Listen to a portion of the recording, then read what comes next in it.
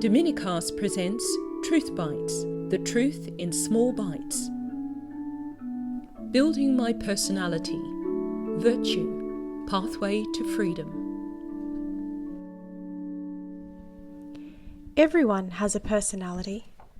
A good personality, a terrible personality, a strong personality, a weak personality, and all the 1,000,000,001 alternative terms by which we describe ourselves and others. Personality really matters. But personality is more than your flashing smile, your brilliant conversation, or your charismatic presence, which is just as well, because most of us don't have such a combination of gifts. Personality is more than what we can achieve by making up our faces, cultivating spectacular bodies, or collecting degrees. It's more than we can learn from personal development courses. The fact is, your personality is a compound of what you were born with and what you make of what you're born with. In other words, personality is a combination of your temperament and your character. Temperament is a funny thing. It's actually based on the way you are built physically, the type of body you have been born with, along with all the psychological tendencies that go with that body type. There are 4 basic temperaments, and we all fit, more or less, into one of them. We can't wriggle out of our basic temperament. Like our birth sex, we are stuck with it for life, and our best plan is to work with that temperament we've been given by God, making the most of the pluses that go with it and minimizing the minuses. The 4 basic temperaments are sanguine, melancholic, choleric, and phlegmatic, names coined by the ancient Greeks and still used today.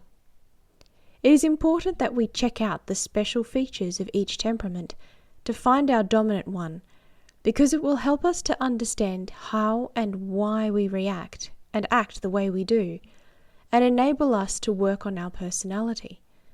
A better level of self-knowledge is always a step in the right direction.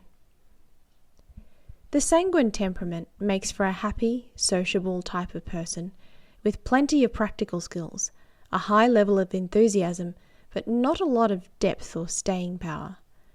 Sanguine types even look pleasant and cheerful. A melancholic is the deep and somewhat serious kind of person, whose strengths are an ability to feel strongly, including compassion for other people, but whose weakness is a tendency to be pessimistic and easily cast down by life's problems. Choleric people are the go-getting types that can't see something to be done without wanting to get involved. They are often clear and practical thinkers and good organizers. Their weaknesses are along the lines of arrogance and impatience with the slower movers of the world. Phlegmatic types are the classical, laid-back individuals who can work steadily when pushed, but who don't really push themselves. They take life as it comes, and their motto is usually, "Why worry?" They are easy to get on with because they don't rock the boat, but they're not much help when the boat is sinking. Character is what happens when we take responsibility for our temperamental strengths and weaknesses. Character development starts when we start. It gradually builds up from our family upbringing, our education, and our social life.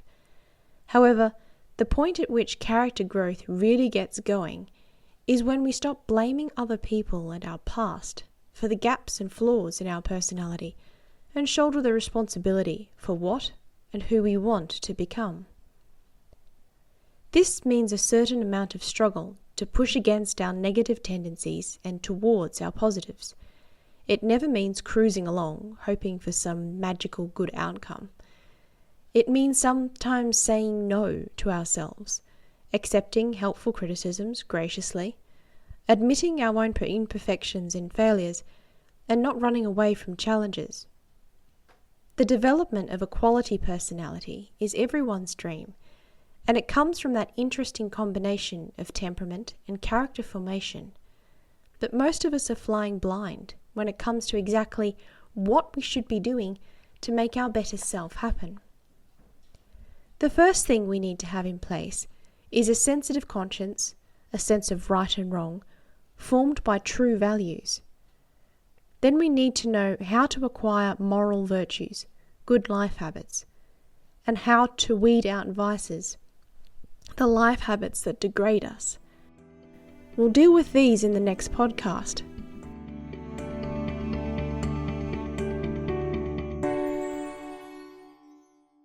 Virtue.A Pathway to Freedom. We are all creatures of habit, at least to some extent. Some of us specialize in good habits, some of us in bad habits, but we all have a collection of both. It may interest you to know that the word virtue, which is not a word we hear much today, just means a good habit. A virtuous person is not someone who just does the odd good deed now and then, or even an amazing good or heroic deed once off, but someone who has cultivated a habit of doing good deeds. And the word virtue means strength. A virtuous person is a strong person. Why? The thing about habits is that when we have acquired them, they make life easier for us. When you think about all the habits and skills you have mastered, from learning your timetables to managing the basic skills of hygiene or the rules of social conduct, you realize how much hassle it saves you, not having to constantly handle things right from scratch. It gives you a kind of freedom, a certain power over your life. And of course, when we do things easily, we tend to enjoy doing them. We don't have to break our head against them or force ourselves to do them. Acquiring a virtue, like acquiring any habit, needs a certain amount of effort, but the rewards are great. To most people, the idea of being virtuous is probably anything but attractive, but if we're serious about becoming a better quality human being, virtue is a basic necessity.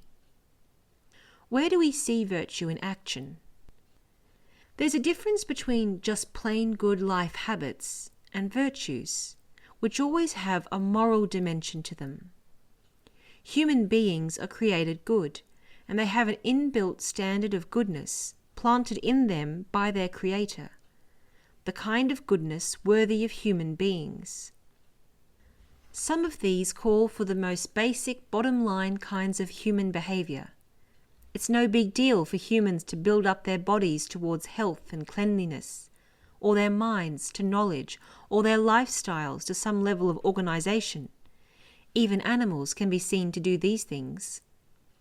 But when we go further and tune in to our inbuilt sense of good and evil, right and wrong, and build our life habits around these, we're moving into the dimension of morality, which is where we really start to develop a truly human way of living, a life of virtue.